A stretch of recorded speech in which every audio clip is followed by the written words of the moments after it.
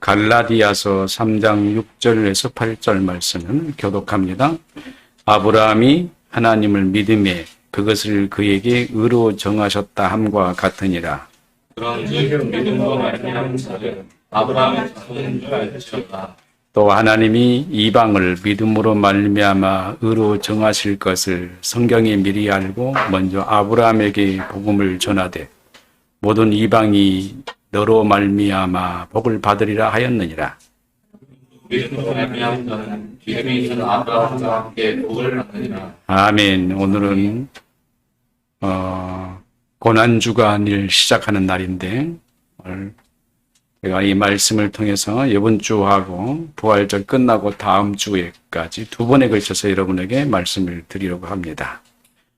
고난주간을 여는 첫날이기 때문에 고난에 관한 말씀을 드려야 하는데 오늘 여러분의 말씀에게 좀 다른 제목으로 말씀을 드릴 겁니다.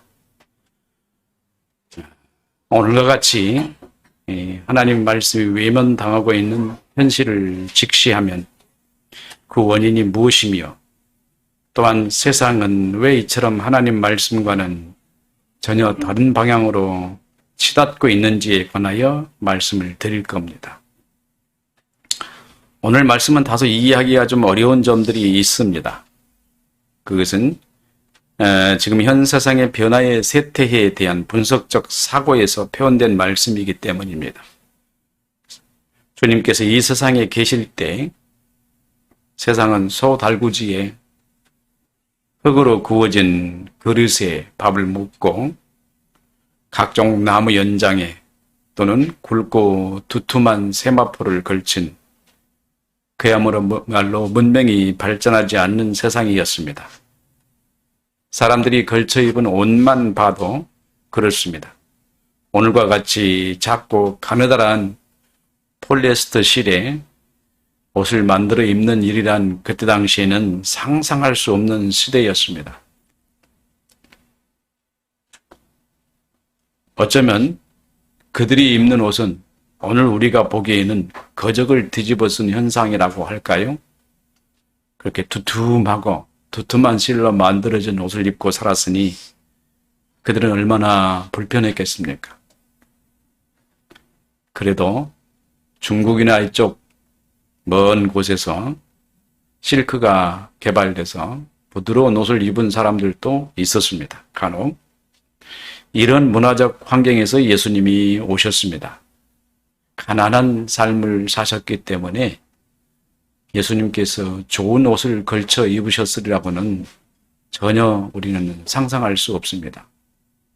두꺼운 실로 짠 옷을 입으시고 동네를 다니시면서 복음을 전하시던 예수님의 모습을 보면은 저분이 왕의 아들일까 그런 생각도 하셨을 것입니다.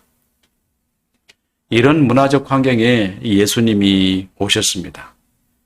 자전거도 없고 신발도 변변치 않고 수백 리를 걸어 다녀야 했습니다.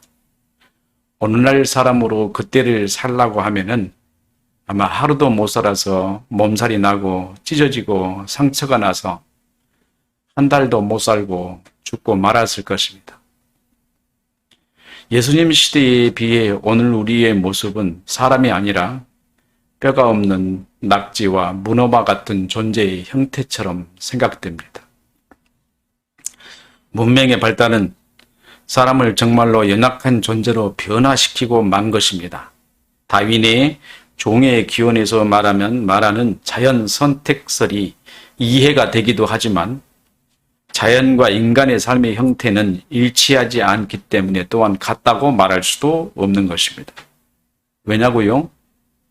문명을 개척할 줄 모르는 자연은 생존을 위해서 스스로 변형된다고 하지만 이 말은 말도 안 되는 이야기입니다. 당시 유전공학을 몰랐기 때문에 그런 얘기가 통용이 되었을 것입니다. 사람은 자기 삶의 환경을 변화시켜 자기도 변화되어가는 존재입니다. 세상의 변화에 따라 교회의 형태와 모습도 많이 변화되었습니다. 초대교회와 중세를 거쳐 종교개혁 시기를 거쳐왔고 이제 우리는 또 한 번의 종교 개혁의 필요성을 다 같이 느끼고 있습니다. 교회는 더 이상 이 세상의 문화에 적응할 수 없거나 혹은 성경이 말한 바에 따른 세상의 빛과 소금의 역할을 하는데 매우 적절하지 않는 상황에 놓여 있습니다. 적절하지 않는 상황이 아니고 강조해서 매우 적절하지 않는 상황에 교회가 놓여 있다는 거예요. 세상 사람은 자기 앞에 성큼 다가온 IT의 진보로 인한 AI 시대를 맞이했습니다. 수많은 인공지능을 가진 기계들이 사람의 일을 대신하고 사람이 AI와 같이 생활해야 하는 필연적 세대에 접어들었습니다. 수많은 지성인들이 인류의 미래의 사회에 대한 지나친 염려로 경고를 하고 나섰습니다. 세상은 이대로 가면 안 된다. 우리 잠시 쉬어가자. 6개월만 중단하자라는 목소리가 높이고 있습니다. 그들은 한 목소리로 GPT-5 이후에 나올 GPT-6 시대를 염려하고 있습니다. GPT-4라는 AI와 부조종사 코파일럿이 출시되고 난 이후부터 사람들이 보고 충격을 받은 것입니다. 너무나 엄청난 인류의 문화 환경이 지금 사람에게 들이닥친 겁니다. 세상은 지금 요동을 치고 있고 정신을 못 차리고 있습니다. 혼란스럽습니다. 미래가 보이지 않습니다. 어떻게 나가야 할지. 수많은 사람들, 8억이나 되는 인구가 실직을 할 것이다라고 말하는 사람들이 있는가 하면은 모든 일은 기계가 다 차지할 것이라고 지금 말하고 있는 사람들이 지금 세상을 염려하고 걱정하고 있습니다.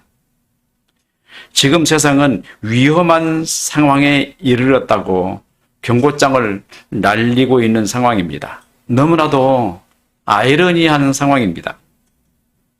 제가 목사라서 이런 말을 하는 것이 아닙니다.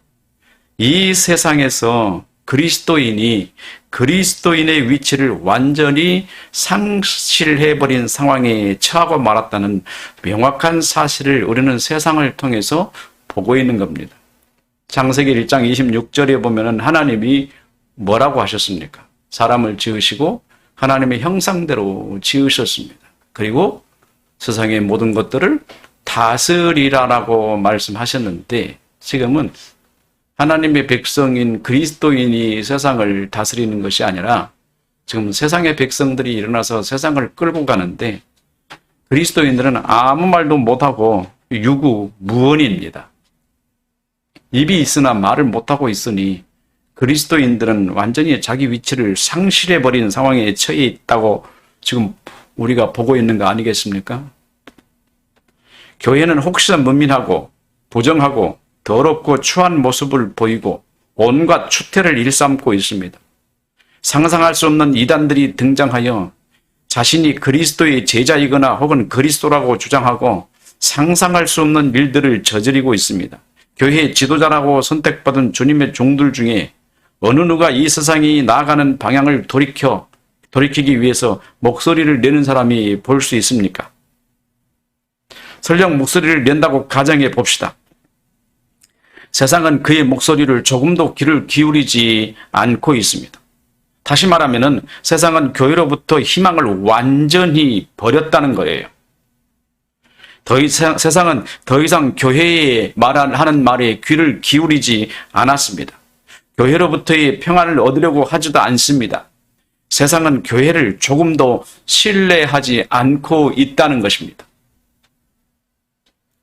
하나님의 부름을 받은 사람은 이미 그리스도인입니다. 그리스도인은 그리스도의 향기를 가졌고 그 향기는 하나님의 아들이라는 명확한 사실을 드러내므로 삶의 환경과 현재 위치가 어제 불신앙인으로 있던 자리가 아니라는 것을 의미합니다. 제가 왜 이 말씀을 여러분에게 시작하냐 하면은 그리스도인으로서 여전히 그리스도인이 되지 못한 상태에 머물러 있는 그리스도인들이 너무나 많다는 겁니다. 예수 믿는 사람, 하나님의 선택을 부름을 받은 사람인데도 불구하고 그 사람에게서요 그리스도의 향기가 조금도 나지 않아요. 그러니까 이런 것 때문이에요. 이미 그리스도인이 되었는데 그리스도인이 되기 위해서 굉장히 열심과 노력으로 신앙생활을 정진하는 모습을 여럿 보았습니다. 이미 선택을 받았는데도 선택 받으려고 이제 몸부림을 치는 거예요. 이 아이러니하잖아요. 게다가 이미 그리스도인이 되었으면서도 여전히 조금도 변화의 모습을 보이지 못한 신자들이 너무나 많이 발견할 수 있기 때문입니다. 또한 또 다른 한 부류로는 그리스도인으로 산다고 하는 사람들의 모습에서 하나님께서 매우 싫어하는 배신적 모습을 드러내는 것을 볼 수 있다는 겁니다. 마치 유대인들과 같은 사람들이죠. 그래서 이 점을 명확하게 하고 이해하고 지난주 시리즈에 이어서 그리스도인이 되면 어떤 결과를 나타나는가에 관한 이야기를 오늘 말씀을 드려야 되는데 이 말씀이 세상에 불어닥친 태풍이 너무 커서 말씀을 다 드리지 못할 것 같습니다. 그래서 부활절 지난 다음 주까지 여러분에게 말씀을 드린다는 거예요. 하나님께 예비하는 여러분은 그리스도인이 되기 위해 준비되거나 혹은 될 가능성을 가진 사람들이 아닙니다. 이미 그리스도인입니다. 명확하게 여러분의 정체성을 이해를 해야 됩니다. 그리스도인이 되었고 온전한 그리스도인으로서 성장하고 있는 과정에 있습니다. 그럼에도 불구하고 마음속에는 그리스도인으로서 확신을 가지 못한 상태에 있을까 매우 염려가 되는 거예요. 나는 그리스도인에서 확신이 없어. 이런 분은 두 가지 뚜렷한 원인에 의해서 확신을 가지 못하고 있는 것입니다. 첫째는 구원받은 영혼이 아직 여러분의 자아에서 복음적 정체로서의 의식되지 않은 상태입니다. 내 안에 하나님께서 심겨진 복음의 정체가 의식을 갖지 못한 상태. 아직 잘하고 있다거나 아직은 내 본성의 자아의 의식이 자리를 잡지 못하고 생각을 하지 못하는 상태라든가 이런 상태를 말하는 겁니다. 곧 영혼의 지성에 심겨진 복음의 정체성이 아직 자아에 의해 자기 경험을 하지 못한 상태를 말합니다. 자기 경험이라는 말은 복음적 정체가 본래의 정체를 제치고 복음적 정체가 본래 정체를 제치고 자기를 복음적 정체가 드러내는 것을 의미하는 것입니다. 두 번째는 확신이 결여로 되어 있어서 지식을 얻지 못한 결과입니다. 확신도 없고 예수 그리스도에 대한 지식도 얻지 못하는 상태. 예수 그리스도로부터 선택받은 백성이 이단의 단체에 속해 있으면 그 영혼이 잘하겠어요? 비성경적 교회 단체에 속해서 그곳에 가서 열심히 신앙생활을 하고 자기 할 의무를 다 하고 있다고 생각 한번 해보십시오. 그 영혼이 잘하겠느냐고. 그 교회에 갔더니 여러분 걱정하지 마십시오. 하나님이 여러분을 사랑하십니다. 여러분에게 복 주실 것입니다. 여러분 믿으면 됩니다. 여러분이 이렇게 봉사하면 됩니다. 이런 데 가서 있어 보세요. 교회 절대 신앙 성장 안 합니다. 여러분의 신앙은 지적 성장이 있어야만 합니다. 아는 게 중요해요. 지식과 함께하지 않은 신앙은 신앙이 아닙니다.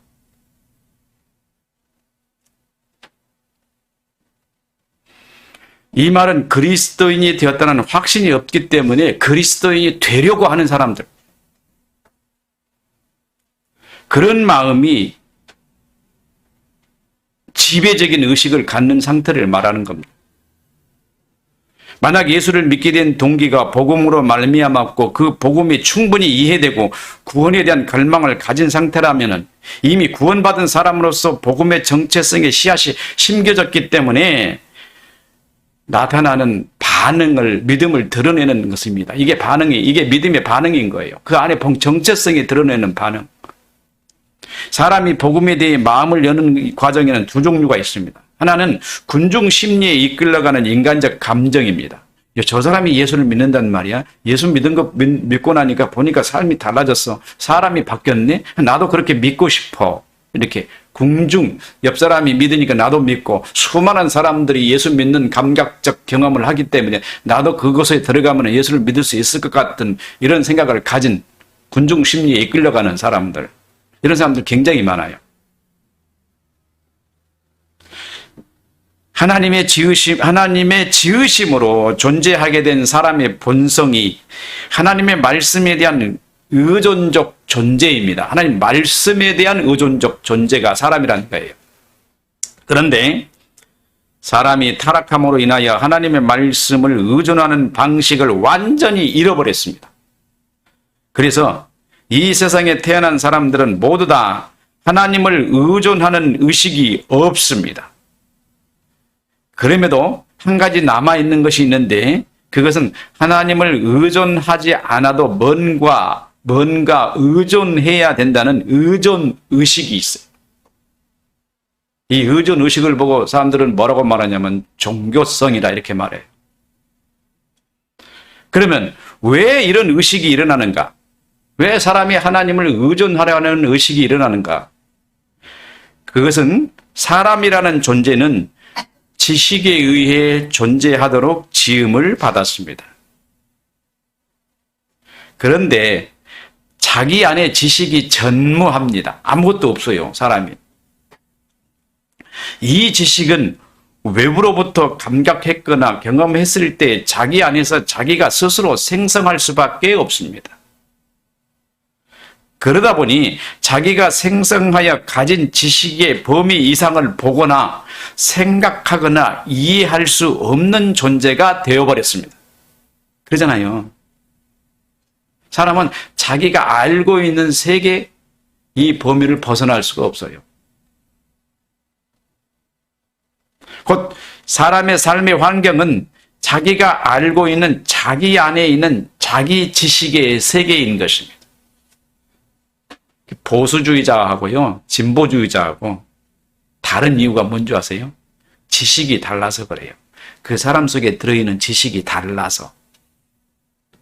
보수주의자는요, 보수주의 색채만 가지고 있어요, 지식이. 해석하는 것도 보수주의적으로 해석을 해요. 보수적 방향으로 봐요. 보수적 생각으로만 생각을 합니다. 그래서 그 사람에게 진보적 의식을 생각하고 싶어도 하지 못합니다. 왜 그럴까요? 진보적 의식이 없기 때문에 그래요. 지식이 없기 때문에. 사람은 자기 지식의 세계에서만 사는 거예요. 그래서 보수주의자가 보기에 진보주의자는 이해가 안 가는 거예요. 왜 저렇게 생각을 하지? 말도 안 돼. 나는 이런 건데 왜 쟤는 저럴까? 이렇게 해서 어떻게 돼요? 사람은 서로 분리가 일어나죠. 싸움이 생기고. 서로 다른 지식 때문에. 이거를 이해해야 한다. 너는 그런 지식을 갖고 있고 나는 이런 지식을 갖고 있기 때문에 서로 이해해야 되고 서로 용서해야 되고 서로 사랑해야 되는 것이 사랑의 필요성이에요. 그걸 이해를 해야 돼요.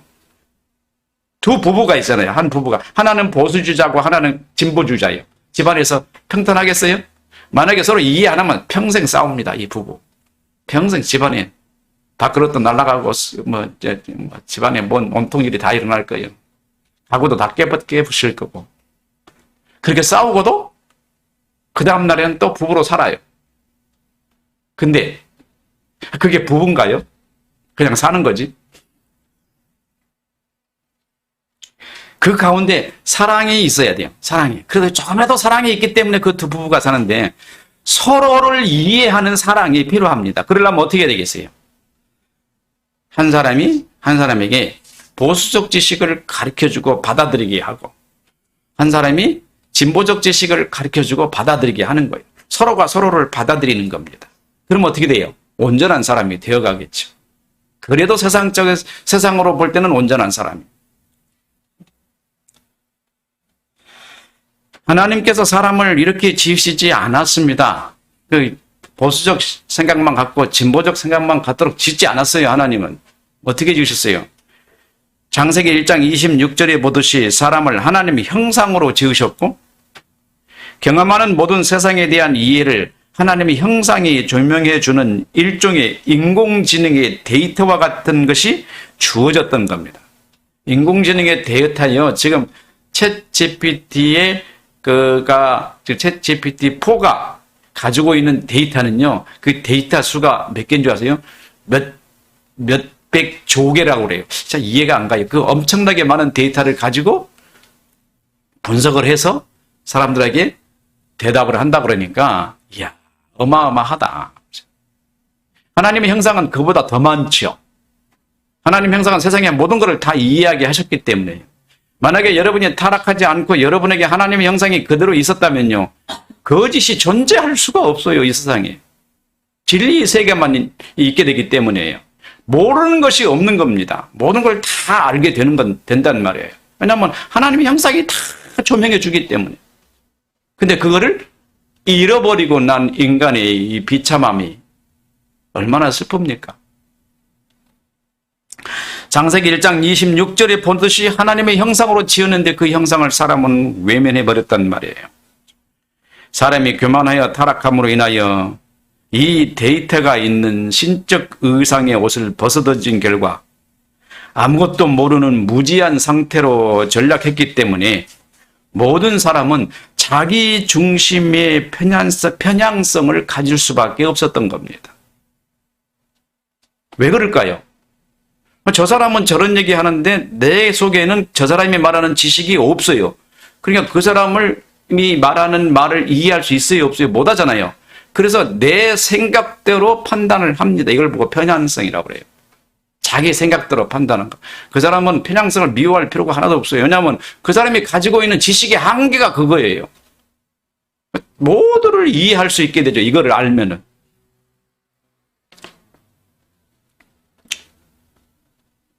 우리가 그리스도인이 되기 이전에는 예수 믿는 사람을 세상과 조화되지 않는 사람이라고 생각했을 겁니다. 왜냐하면 예수 믿는 사람은 세상에 대한 다른 지식을 가진 사람이 된 것이기 때문이에요. 세상을 보는 시각이 다릅니다. 세상을 보는 시각이 하나님의 관점에서 생겨났어요. 하나님의 지식이 예수 믿는 사람에게 적용되기 때문입니다. 이 관점은 하나님께서 천지를 창조하실 때 사람을 이렇게 지어야겠다고 생각하신 그 의도대로 약간 돌아온 상태를 보고 그리스도인이에요. 이제 뭐냐, 생각이 달라졌습니다. 옛날에는 상대방을 이해할 수 없는 사람이 저 사람에 관한 이해력이 내 안에 생기게 돼요. 왜요?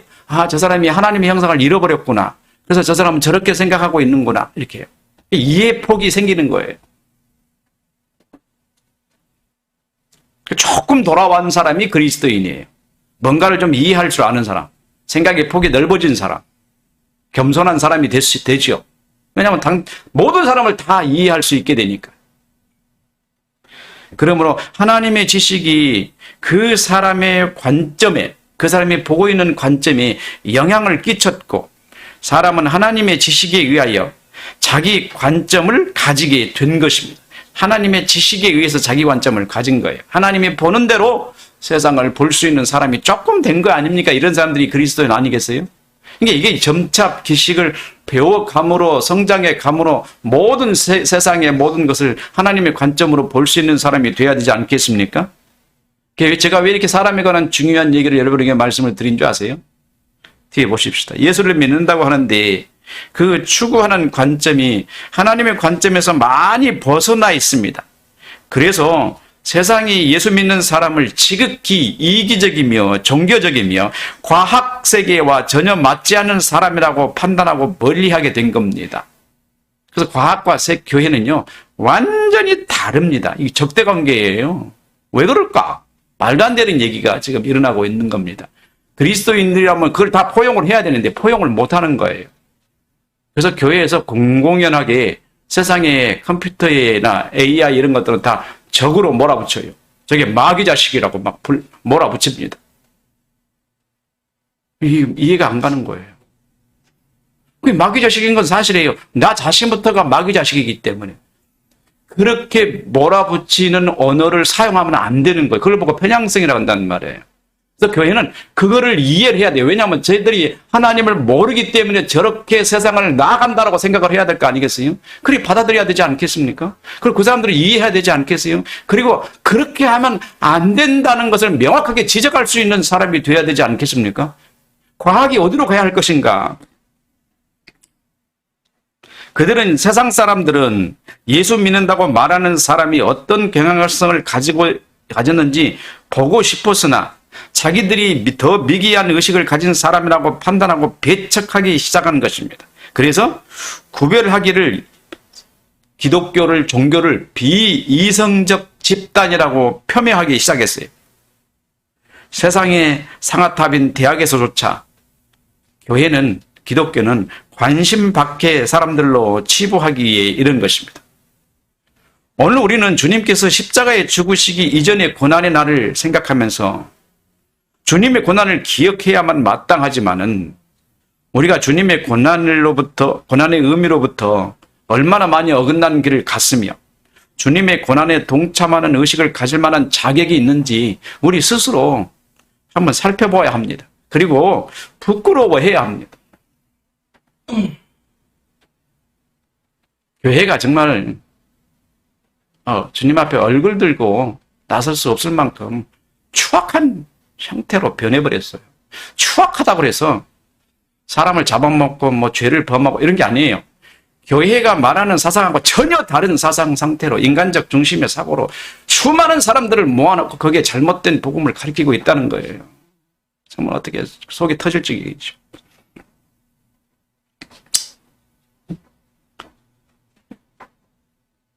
그래서 제가 이렇게 말합니다. 추악하고 더러운 입에서 주님의 고난을 언급하는 것이 불경스럽다. 죄를 뒤집어쓰고 반성을 해야 하는 상황인데 주님이 우리를 위해서 고난당해 주셨으니 감사합니다. 부끄러운 줄 알아야죠. 그것은 어쩌면 우리가 그리스도의 부름에 합당한 사람이 아니라 다른 사람들이 예수를 믿고 있는 것을 보고 그것이 좋아 보여서 이끌려간 사람들이었을지도 모릅니다. 군중 심리에 이끌려간 사람들이 지금 교회에 모여서 지금 자기가 그리스도인이라고 지금 광란을 벌리고 있는 것과 조금 다름이 하나도 없어요. 난 젊은 청년들이 너무나 안타까워요. 예수 믿는 사람들은 우리에게 없는 새로운 지식을 갖고 있다고 생각했는지도 모르겠습니다. 근데 불신자들은 예수 믿는 사람들이 가지고 있는 것을 지식이라고 전혀 생각을 안 합니다. 아주 고차원적이고 세상을 지배하는 지식임에도 불구하고 그들은 세상을 지배하는 지식이라고 전혀 생각을 안 해요. 과학은 지식인데 교회는 지식이 없는 거예요. 이상해요. 제가 A한테 물어봤어요. 과학과 종교를 비교하면 어떻게 설명할 수 있냐라고 물어봤어요. 이따가 말하겠습니다.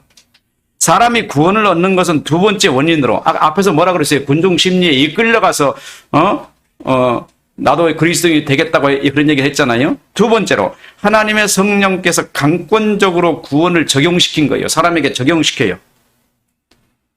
전자는 타락한 정체가 심리적이거나 혹은 이적이나 혹은 변화에 대한 경험으로 인한 반응에 이끌려 그리스도를 믿으려고 하고 교회 각종 모임과 교리 공부 과정을 잘 수행해서 하나님과 성경에 관한 지식을 가졌지만 실제로 삶의 신앙의 형태가 전혀 드러나지 않아요. 왜냐하면 군중심리에 이끌려간 사람이 있기 때문에. 이런 사람을 흔히 지적인 신앙 이렇게 부르잖아요. 구체적으로 복음이라는 정체성이 독자적인 자기의식을 구성하지 않고 타락한 본성이 복음을 의식하는 사람의 상태를 자기의지적으로 예수를 믿는 사람이라고 표현을 했어요. 이런 사람은 곧 성경을 알고도 행하지 않는 사람을 의미합니다. 그러나 성령께서 강권적으로 구원을 적용시킨 사람은 복음이라는 씨앗이 그 사람의 지성에 심겨진 사람을 의미합니다. 여러분이 예수를 믿는다는 반응을 드러내는 것은 여러분 안에 있는 복음의 씨앗이 여러분의 마음을 지배하기 때문에 나타나는 반응입니다.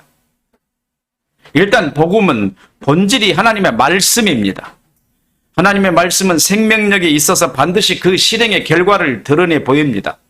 그러므로 여러분에게 하나님의 말씀이 심겨졌으면 여러분은 예수를 믿지 않고는 결코 예수를 부인할 수 없습니다. 왜냐하면 그 말씀이 여러분의 마음에 전인격적으로 작용하기 때문입니다. 그래서 여러분은 예수를 믿지 않을 수 없고 예수를 부인할 수도 없다는 거예요. 왜? 복음이 심겨져 버렸기 때문에. 그 복음이 여러분에게 역사하기 때문에. 하지만 이 말씀은 여러분의 타락으로 인한 본성에 결코 영향을 미치지 않습니다. 왜냐하면 타락한 본성에다가 이 복음의 정체성이 영향력을 미치느냐 미치지 않아요. 손도 안 대요. 왜 그럴까요? 때 묻을까 봐. 복음은 진리이고 거룩하기 때문에 타락하고 더러운 지식하고 접촉조차도 안 합니다. 그래서 소통이 안 돼요. 여러분 안에는 두 개의 마음이 있어요.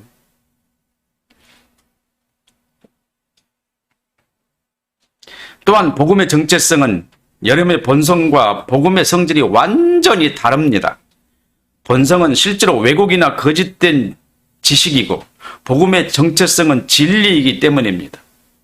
그래서 이제 막 복음이 심겨진 사람에게 여전히 타락한 본성의 삶을 벗을 수 없습니다. 그리고 그 본성은 자기 안에 자기와 소통되지 않는 새로운 지식인이 들어와 있다는 것을 알고 자기 안에서 갈등의 경향색이 점차 드러나게 됩니다.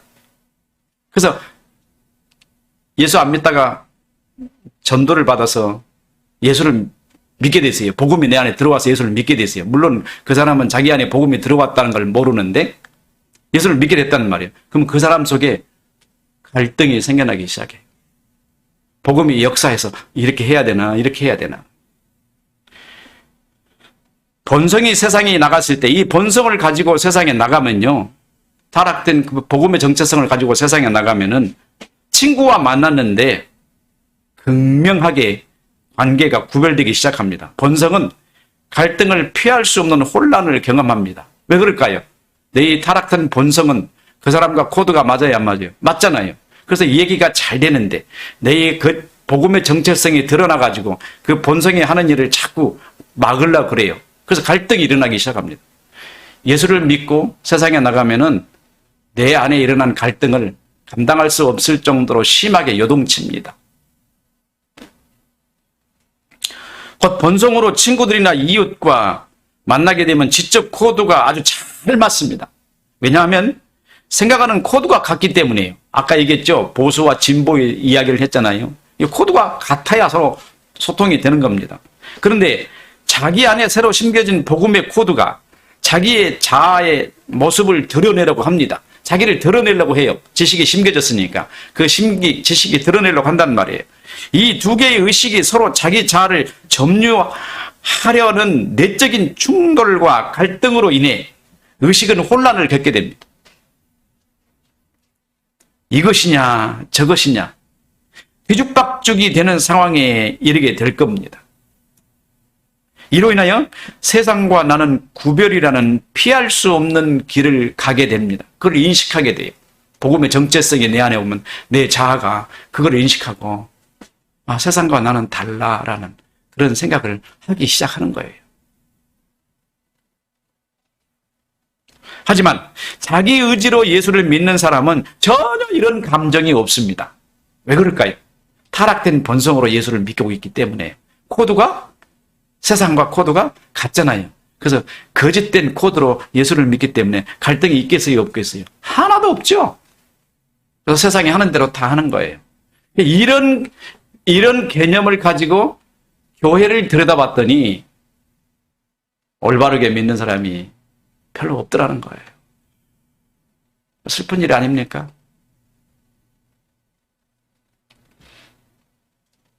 성령의 강권적인 역사에 의해 그리스도를 영접하고 나니 가장 먼저 나타나는 반응은 세상에 대한 내적 갈등입니다. 수많은 일들이 발목을 잡고 그리스도인으로 나아가려는 마음을 되돌리게 합니다. 돌이켜 옛사람으로 돌아오게 하려고 우리를 얼마나 끌어당긴지 모릅니다. 그래서 어떤 문제가 부딪혀서 예수를 믿을 것이냐 믿지 말 것이냐의 이때의 결정 상황에 이르게 되면요. 온전한 그리스도인이 아니면 세상으로 끌려가 버려요. 여기에서 신자에게 던진 한 가지 능력이 있습니다. 이 능력은 자신에게서 나오는 것이 아니라 성령께서 주시는 힘인데 그것이 확신입니다. 확신이에요. 과학의 발전은 인류에게 공헌한 바가 적지 않습니다. 생명공학의 발달함에 따라 식량의 부족 문제를 해결할 수 있게 되었으며 질병의 원인을 제거하거나 새로운 치료법을 통해 건강하게 오래 살 길도 찾아내기도 했습니다. 교통기관의 발명으로 인하여 인간의 활동 범위는 확대되었고 그에 따라 개인의 경험할 수 없는 물리적 공간도 확대되었습니다. 컴퓨터의 발달로 이제 인간의 지능과 유사한 로봇 탄생을 눈앞에 두고 있고, 이 AI가 인간의 삶 속에 깊숙이 파고들어와 지금 삶을 관여하고 있습니다.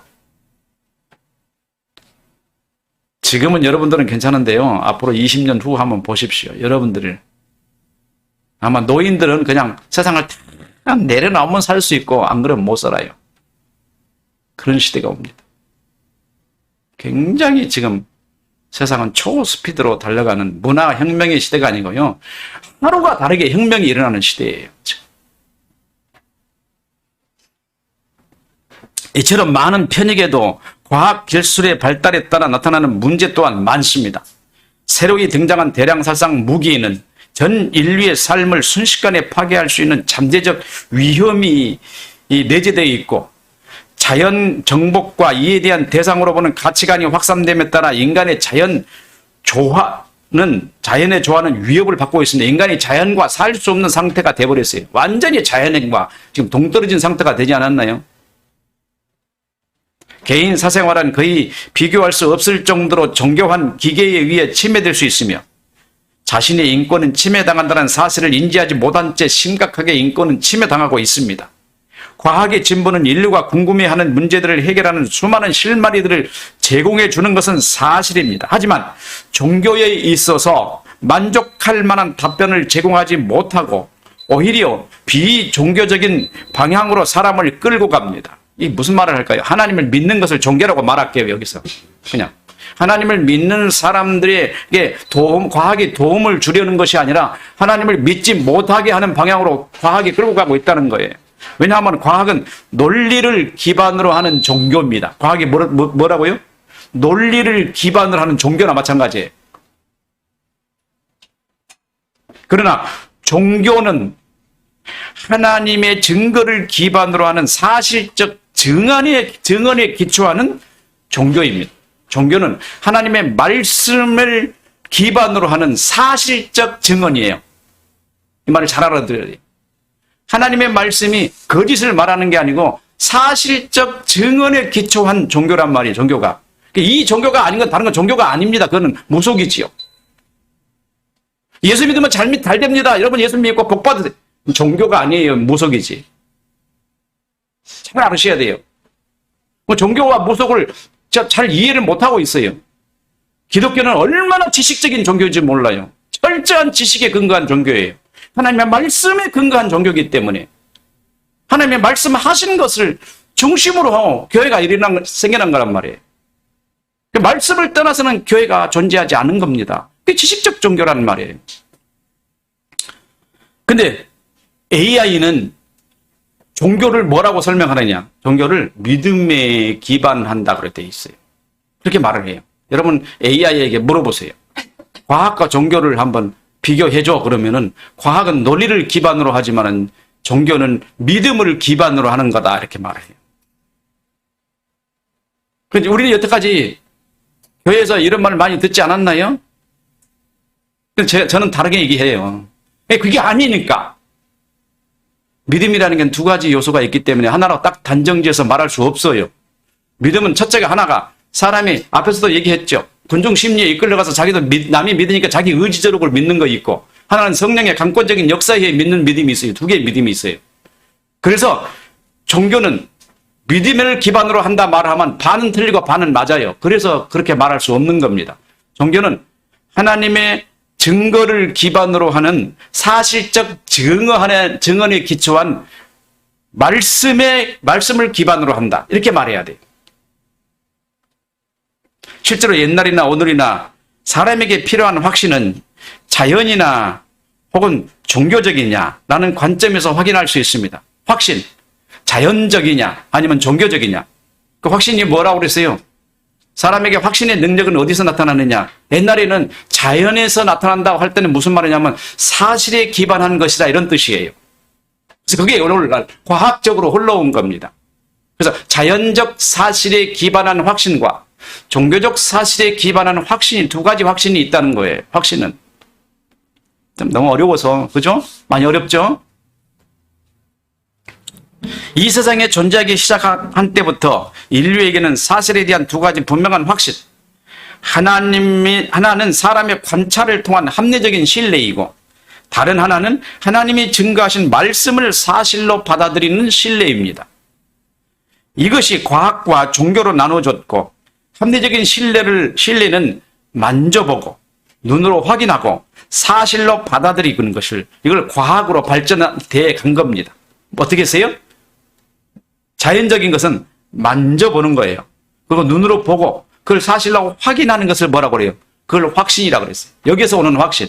그러나 종교적인 확신은 무슨 말이에요? 하나님의 말씀하셨기 때문에 그 말씀이 내 안에서 역사하는 지적 확신이에요.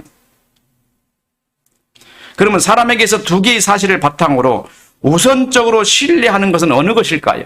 과학은 지극히 현실적인 삶과 관계에 있는 실제 현상에 대한 관찰인 반면 종교는 추상적이며 실제와 다소 동떨어진 이상에 속한 것입니다. 만져지지 않고 눈으로 보이지도 않습니다. 그래서 사실이지만 사람의 의식에서 믿어지지 않습니다.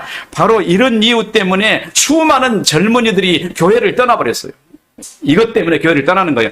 만져지지도 않고 느끼지도 않고 자기에게 확신이 없는 거예요. 그러나 만져지고 눈으로 보고 확신할 수 있는 것을 믿기 시작하는 과학적 종교가 지금 세상을 완전히 사로잡아 버리지 않았나요? 여기에 대해서 분명히 말할 수 있는 신학자가 없나요?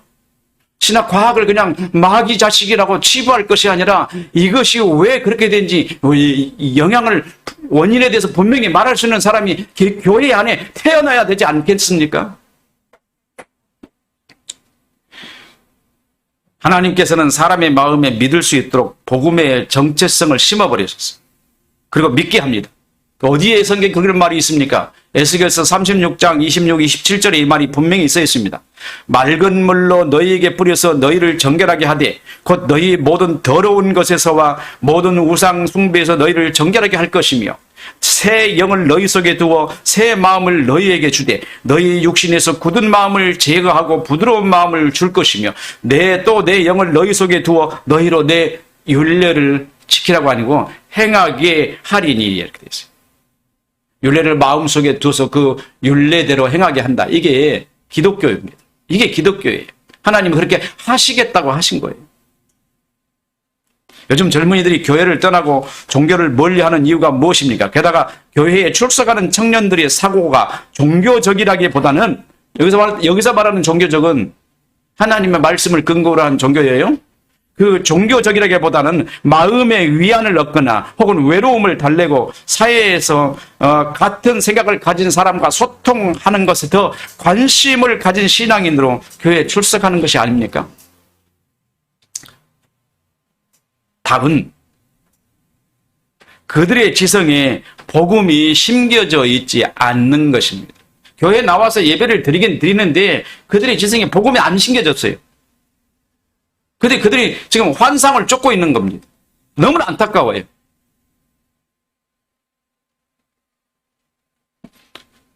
물론 교리적 입장에서 해석한다면 하나님께서 그들을 부르시지 않았다고 말할 수 있습니다. 그리고 그것은 정답입니다. 하지만 하나님은 우리를 향하여 이렇게 말씀하십니다. 우리가 그리스도의 형상을 드러내지 못하고 있다. 모든 걸 우리에게 지금 하나님 말씀하시는 거예요. 하나님의 아들들에게 너희가 하나님의 형상을 드러내지 못하고 있는 거예요. 그래서 그들이 하나님의 형상을 보지 못하는 겁니다. 내가 하나님의 형상을 드러내지 못하기 때문에 하나님의 선택을 받은 사람이 나를 보고 하나님을 보지 못하는 겁니다. 그건 이미지가 아니라고 분명히 말씀을 드렸어요. 삶의 모습입니다. 삶의 모습에서 하나님의 형상이 나타나야 한다는 거예요. 사랑하고 용서하고 이해하고 덮어주고 끝까지 인내해 주는 것. 근데 그러지 못하기 때문에 하나님의 형상이 너희에게 나타나지 않기 때문에 저들이 지금 죽어가고 있는 거예요. 하나님 아들들에게 이렇게 말씀하고 있는 거란 말이에요. 하나님이 우리를 왜 지으셨습니까?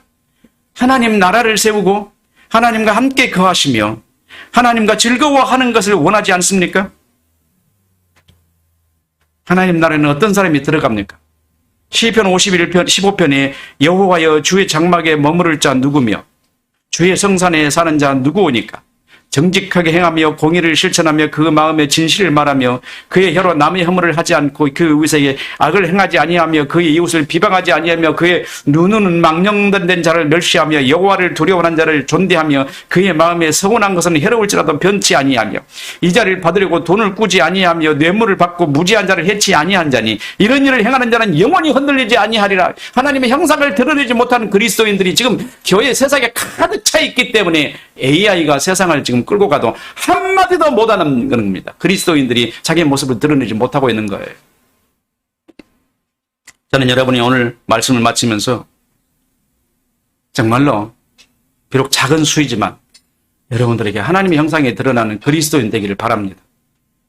그리스도인이 냄새가 나는 사람, 그리스도의 향기가 드러나는 사람, 그래서 이웃이 보고 나도 예수 믿는 사람이 되고 싶어하는 그런 생각을 가질 수 있도록 그렇게 사는 여러분들이 되어야 합니다.